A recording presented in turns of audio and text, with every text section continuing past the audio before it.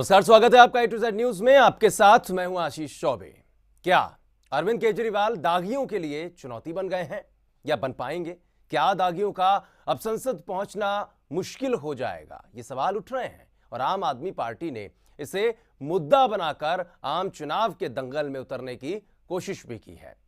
Party ने एक सूची जारी की है और इसमें सभी पार्टियों के बड़े बड़े सूरमा शामिल हैं।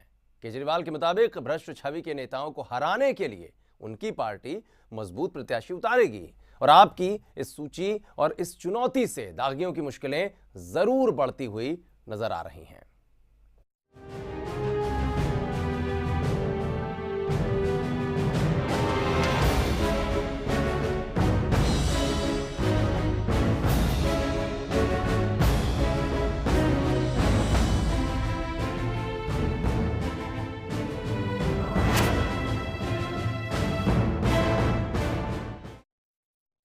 तो आम आदमी पार्टी ने अपनी रणनीति का ऐलान कर दिया है। आम चुनाव में देश की 350 सीटों पर पार्टी अपने उम्मीदवार उतारने जा रही है। पार्टी ने देश भर में साफ छवि और भ्रष्टाचार को मुद्दा बनाकर चुनावी वैतरणी पार करने की कोशिश करने की एक जुगत भिड़ाई है।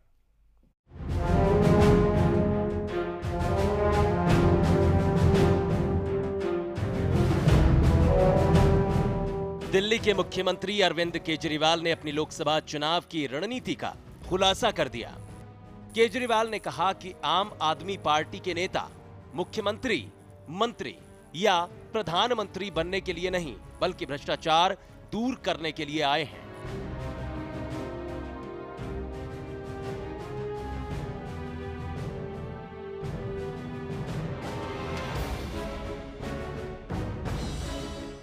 आम आदमी पार्टी 350 लोकसभा सीटों पर चुनाव लड़ेगी। पार्टी ने साफ कर दिया कि वो आगामी चुनावों में दागदार उम्मीदवारों और नेताओं को चुनौती देगी। पार्टी के मुताबिक ये नेता भ्रष्टाचार और राजनीति के अपराधीकरण का प्रतीक बन चुके हैं। बार बार पूछा जा रहा है कि लोकसभा में कितनी सीट लड़ोगे जी, लोकसभा में कहां से लड़ोगे जी, हरियाणा से सारी सीट लड़ोगे, दिल्ली से सारी सीट लड़ोगे जी। दोस्तों, हम यहाँ सत्ता हथियाने तो नहीं आए थे। ये सारी जो बातें चल रही हैं, हम 300 सीट लड़ेंगे, 350 सीट लड़ेंगे, ये लड़ेंगे, वो लड़ेंगे, हम कोई सत्ता काबिज में आने के लिए थोड़ी आए हैं, हम कोई सत्ता की राजनीति करने के लिए थोड़ी आए हैं। ये सारी बातें मुझे लगता है गलत है कि अब हम 300 सीट लड़ेंगे, 350 सीट लड़ेंगे, 400 सीट लड़ेंगे। हम ये सब करने के लिए नहीं आए। हम मुख्यमंत्री बनने के लिए नहीं आए, हम मंत्री बनने के लिए नहीं आए, हम प्रधानमंत्री बनने के लिए नहीं आए। हम इस देश से भ्रष्टाचार दूर करने के लिए आए हैं।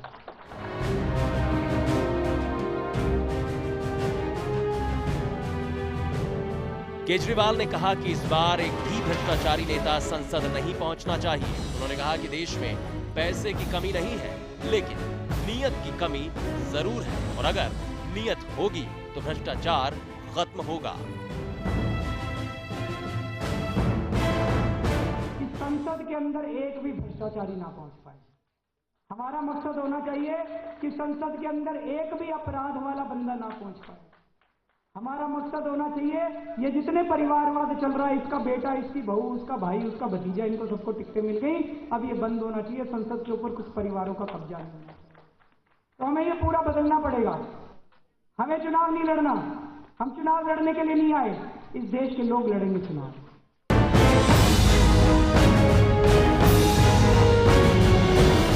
350 लोकसभा की सीटों पर लड़ने जा रही आम आदमी पार्टी 73 नेताओं पर खास निगाहें रखेगी।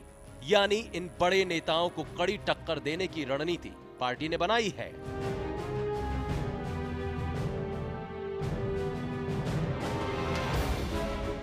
बहरहाल आम चुनाव में आम आदमी पार्टी कितनी सीटें जीतती है, ये चुनाव परिणामों के बाद पता चल जाएगा। लेकिन आपकी इस रणनीति से सियासी धुरंधरों के पसीने जरूर छूटने लगे हैं। Bureau report, A to Z news.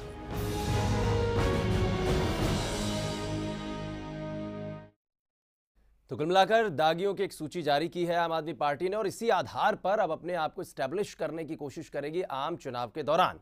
चलिए अब आपको विस्तार से यह भी बताते हैं कि आपकी बेईमान सूची में कौन कौन शामिल है और इन्हें हराने के लिए केजरीवाल की रणनीति क्या कुछ है।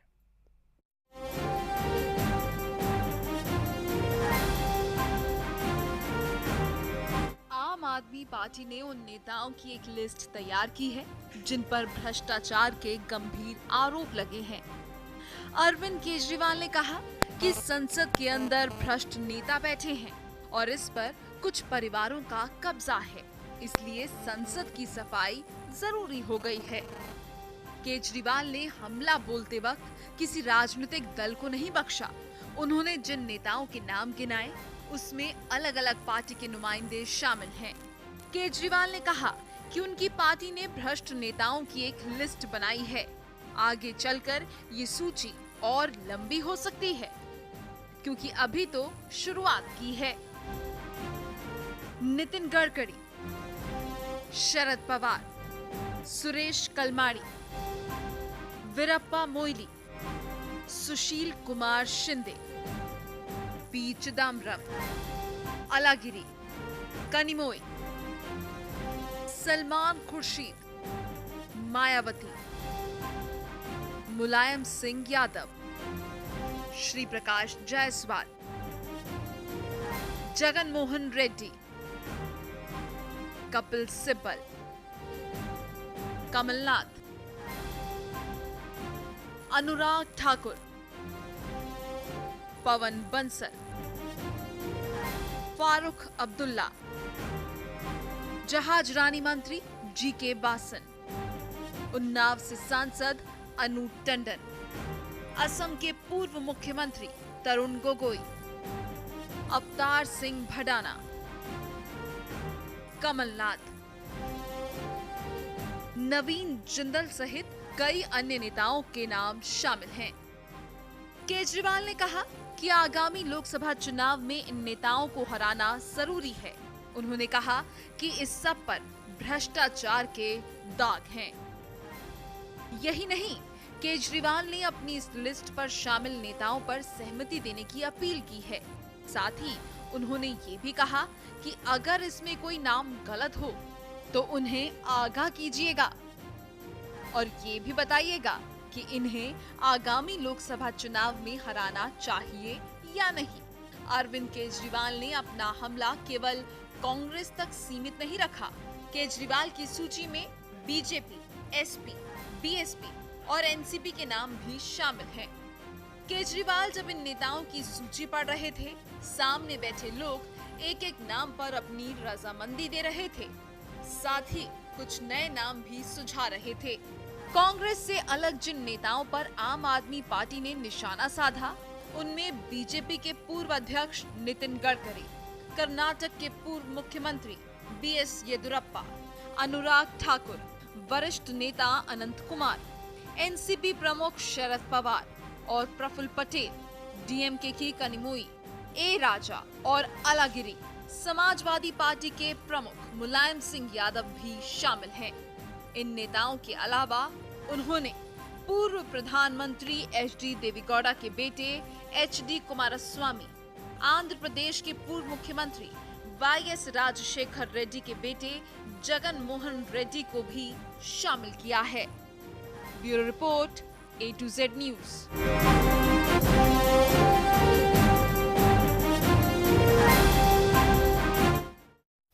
तो अरविंद केजरीवाल ने कुल मिलाकर एक सूची जारी कर दी है। तमाम दागियों के बारे में उन्होंने लोगों को जानकारी भी दी है और कहा है कि इनसे निपटने के लिए आम आदमी पार्टी अपने मजबूत उम्मीदवारों को और जो सच्चे और सजग उम्मीदवार होंगे, जो जनता की आकांक्षाओं पर, उम्मीदों पर खरे उतरेंगे, ऐसे लोगों को उतारा जाएगा ताकि हम टक्कर दे सकें। लेकिन सवाल अपने आप में ये भी बनता है, क्या आम आदमी पार्टी के भीतर की जो गड़बड़ियां होती हैं उसको लेकर भी सजग हैं अरविंद केजरीवाल? क्योंकि बहुत सारे सवाल ऐसे भी किए जा रहे हैं इनसे। एक छोटा सा ब्रेक, जल्द लौटते हैं।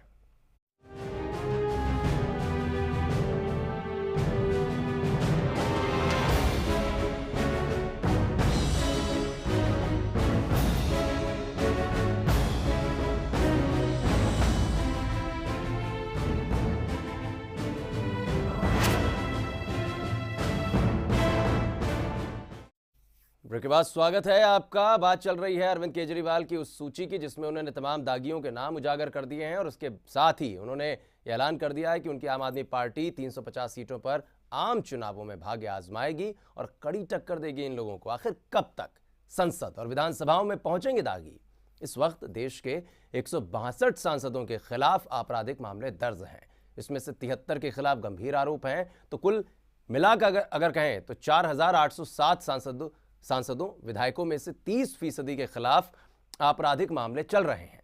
क्या इन आंकड़ों में कमी आ पाएगी? क्या आम आदमी पार्टी की चुनौतियां रंग दिखा पाएंगी?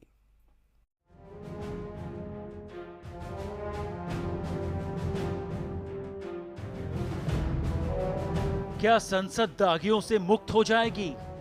क्या अब अपराधी और भ्रष्ट छवि के नेताओं को संसद पहुंचना अब दूर की कौड़ी साबित होने वाला है? ऐसा हो या ना हो, लेकिन आम आदमी पार्टी ने इसके लिए कमर कस ली है। इस वक्त देश के 162 सांसदों के खिलाफ आपराधिक मामले दर्ज हैं। इनमें से 73 के खिलाफ गंभीर आरोप हैं। अरविंद केजरीवाल ने वो नेताओं के नाम बता दिए हैं जो उनकी पार्टी के मुताबिक भ्रष्ट छवि वाले हैं। केजरीवाल के इस लिस्ट में सभी पार्टियों के नेता शामिल हैं। आम आदमी पार्टी अभी परंपरागत पार्टियों से थोड़ा हटकर जरूर राजनीति कर रही है और अभी इस पार्टी की अग्नि परीक्षा होना बाकी है, लेकिन दागियों को लेकर अन्य पार्टियों की गंभीरता जग जाहिर है। हकीकत में सामने ये नेता भले ही अपराध पर अंकुश लगाने और अपराधियों को जेल की सलाखों के पीछे पहुंचाने की बड़ी बड़ी बातें करते हैं, लेकिन यही लोग चुनाव में बड़ी संख्या में आपराधिक और भ्रष्ट छवि वाले नेताओं को टिकट देने से गुरेज नहीं करते। चुनाव के वक्त तो जेल की सलाखों के पीछे अपने अपराध की सजा काट रहे नेता ही इन्हें सबसे जिताऊ प्रत्याशी लगते हैं। आंकड़े इसको साबित भी करते हैं कि किस तरह राजनीतिक दल आपराधिक और भ्रष्ट छवि वाले नेताओं को दिल खोलकर टिकट बांटते हैं और उनके दम पर सत्ता हासिल करने के ख्वाब सजोते हैं। आंकड़े बताते हैं कि 4807 सांसदों विधायकों में से 30% यानी कि 1460 के खिलाफ आपराधिक केस चल रहे हैं, जिनमें से राज्यसभा और लोकसभा के कुल मिलाकर 24% सांसद दागी हैं, तो अलग राज्यों की विधानसभाओं के 31% विधायक दागी हैं। ऐसा नहीं है कि दागियों पर कृपा किसी एक राजनीतिक दल की ही है। देश के दोनों प्रमुख राजनीतिक दलों कांग्रेस और बीजेपी में मानो तो इसकी होड़ लगी हुई है। मौजूदा हालात में कांग्रेस के टिकट पर जीतकर 21% दागी सांसद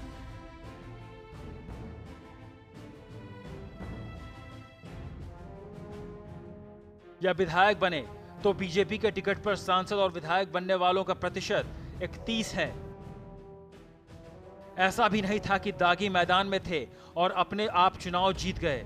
इसमें राजनीतिक दलों से बड़ा हाथ उस क्षेत्र की जनता का भी है। जिस संसदीय क्षेत्र या विधानसभा से ये दागी चुनाव जीतकर संसद या विधानसभा में पहुंचे, उस क्षेत्र की जनता भी इसके लिए उतनी ही दोषी है, क्योंकि अगर जनता ऐसे दागियों को अपना वोट ही नहीं देगी तो ये दागी कभी भी लोकतंत्र के मंदिर में कदम रखना तो दूर, चुनाव लड़ने से भी 100 बार सोचते। अब तक ऐसा ही तो होता आया है, लेकिन इस बात से भी इनकार नहीं किया जा सकता कि इस तस्वीर को बदलने की ताकत भी जनता के पास ही है। जिस दिन लोग अपने वोट की ताकत को पहचान जाएंगे, उस दिन किसी भी दल का कोई दागी नेता चुनाव जीतना तो दूर, चुनाव लड़ने की भी नहीं सोचेगा। लेकिन बड़ा सवाल यह है, क्या कभी ऐसा हो पाएगा? क्या देश भर में साफ छवि के उम्मीदवार बेईमान, भ्रष्ट और आपराधिक छवि के उम्मीदवारों को हरा पाएंगे? लेकिन अगर जनता ने इन्हें नकारा तो आम चुनाव में दागियों की लुटिया डूब सकती है। Bureau report, A to Z news.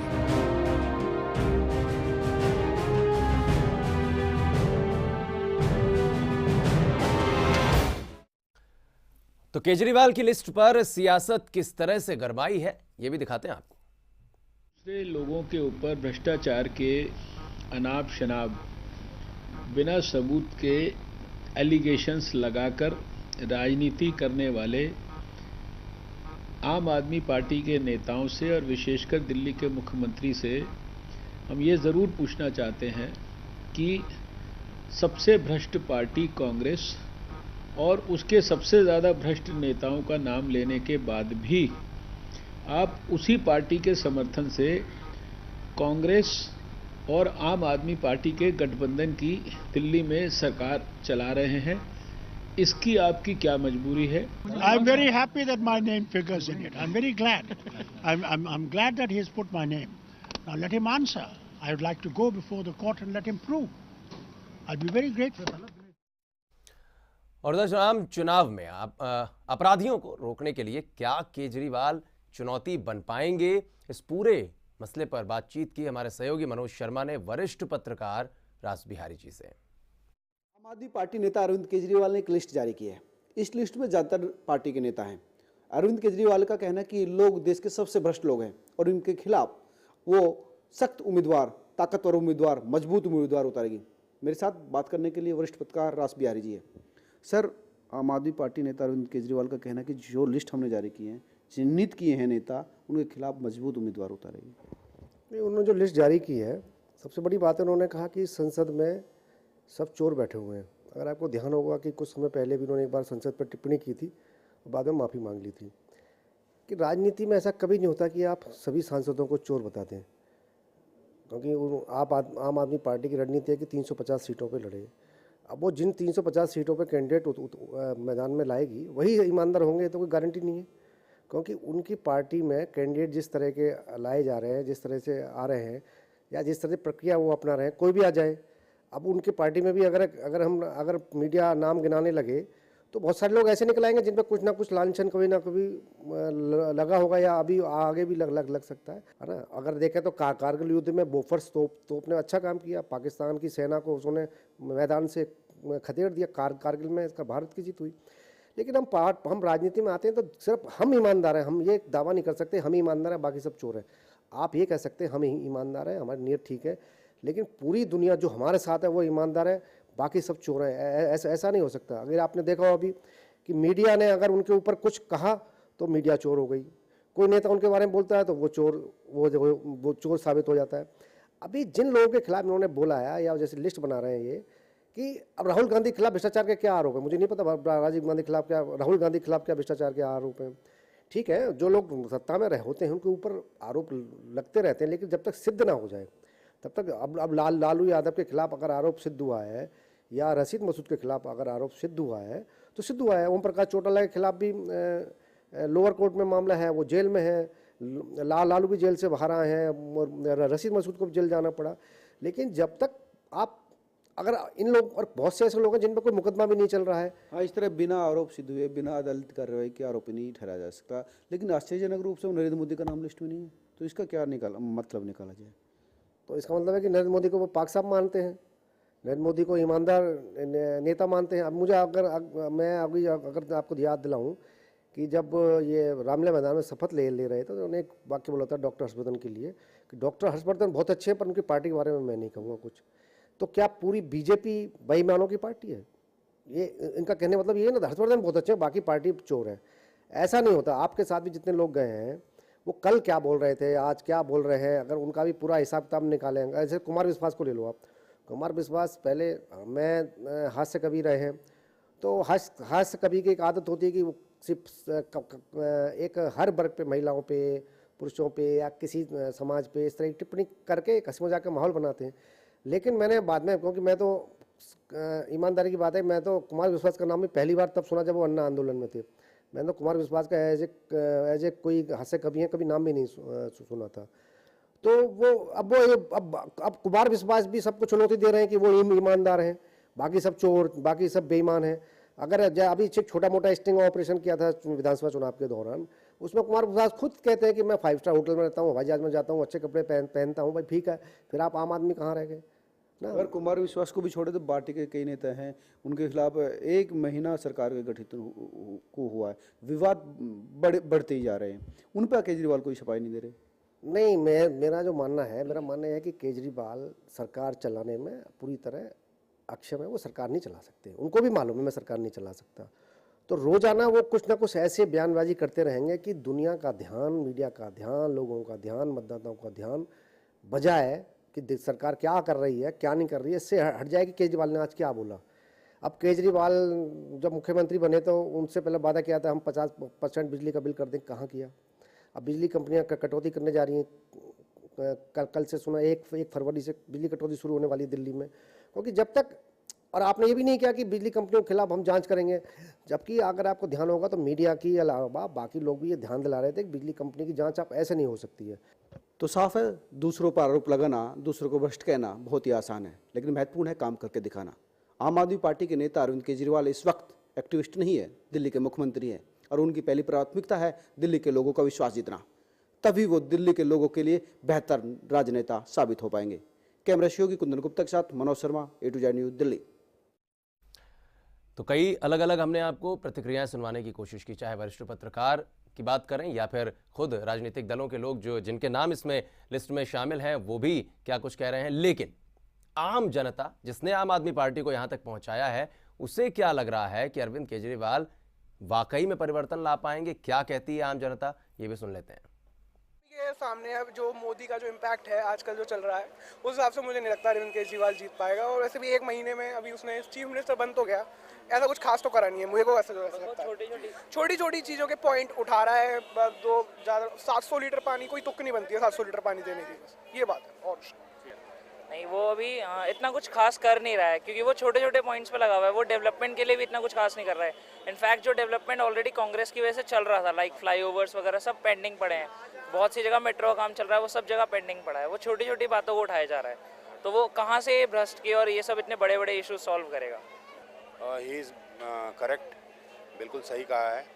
जो पास्ट जो कहता है उस हिसाब से उन्होंने आज जो स्टेटमेंट दी है बिल्कुल सही दी है, और वो कुछ हद तक उस पर काम भी कर रहे हैं। और पूरे दिल्ली वासियों को ये विश्वास है कि वो बहुत ही जल्दी ही हमारे इस दिल्ली को बहुत ही अच्छा कर देंगे। पहले तो अरविंद केजरीवाल ये बताएं खुद कि उनके कितने सारे जो MLA भी जीत के गए हैं, उसमें कितने लोग जो हैं भ्रष्ट हैं। ठीक है, पहले उनको देखना चाहिए कि अपने जो अंदर सफाई करें, उसके बाद बाहर जाके सफाई करें वो लोग। देखिए, राजनीतिक प्रक्रिया एक निरंतर प्रक्रिया है। इसमें जैसे अरविंद केजरीवाल ने कहा था कि मेरे पास कोई मैजिक वैंड नहीं है कि हम एक दिन में सारा चीज़ ठीक कर देंगे, तो इस बात में तो कोई शक नहीं है कि अच्छे लोगों को चुनकर आना चाहिए। लेकिन ये जो नैतिकता की बात है, ये एक रेगुलर प्रोसेस है और ये टाइम लेगा। धुआं वहीं निकलता है जहाँ कहीं आग होती है। तो हम ये मान के चलते हैं भ्रष्ट राजनीति तो है, लेकिन अब एक स्पष्ट और ट्रांसपेरेंसी आ रही है उनके आने से, और इसमें हम सभी का एक रोल है, क्योंकि वो एक आम आदमी पार्टी, एक आम आदमी को रिप्रेजेंट कर रहे हैं। तो मुझे ये लगता है कि एक आम आदमी को जागरूक होना पड़ेगा। तो बहुत सारे सवाल हैं, बहुत सारे जवाब भी जनता खुद दे रही है कि अरविंद केजरीवाल जिस तरीके से उन्होंने सूची जारी की, पहले थोड़ा सा अपने में भी देखें और अपने जो एसोसिएट्स हैं या उनकी पार्टी के तमाम नेता हैं, एक बार उसमें भी खंगालने की कोशिश करें कौन से ऐसे लोग हैं जो भ्रष्ट हैं या दागी हैं, या जिनके ऊपर कुछ ऐसे मामले हों या ना हों। अगर उनकी सोच में भी ये चीज़ कहीं ना कहीं उन्हें नज़र आती है तो उसको भी सामने लेकर आएँ। लेकिन राजनीति का खेल बड़ा निराला होता है। यहाँ पर कई बार लोग ये कहते हैं कि दाग हैं तो अच्छे हैं, तो कुल मिलाकर कहा जा सकता है कि अगर राजनीति में दाग लगा है तो भी आप चर्चा का विषय बनते हैं, और दाग नहीं लगा, आप सफ़ेद पोश हैं, साफ हैं, तो भी आप चर्चा का विषय बनते हैं। अब देखना होगा कि ये चर्चा कहाँ तक आगे जाती है। फिलहाल विशेष में बस इतना ही।